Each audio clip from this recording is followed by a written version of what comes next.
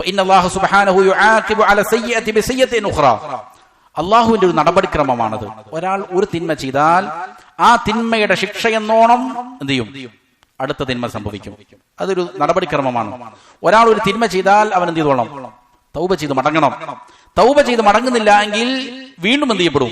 ഇതിന്റെ ശിക്ഷ എന്നോണം വേറൊരു തിന്മ എന്ത് ചെയ്യും? അവൻ ചെയ്യും. അതിന്റെ ശിക്ഷ എന്നോണം പിന്നെ വീണ്ടും എന്ത് ചെയ്യും? തിന്മകളിൽ അകപ്പെട്ടു പോകും. അതുകൊണ്ട് തിന്മ സംഭവിച്ചാൽ ഉടനെ തൗബ ചെയ്തേക്കുക. അതല്ല എങ്കിൽ ഹാത്തിമത്ത് മോശപ്പെട്ടു പോകും.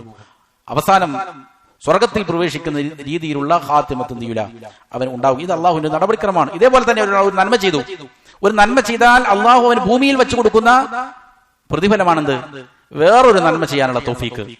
വീണ്ടും അവനൊരു നന്മ ചെയ്തു, അപ്പൊ വീണ്ടും എന്ത് ചെയ്യും? നന്മകളിലേക്ക് തുറവി അവനക്ക് നൽകപ്പെടും.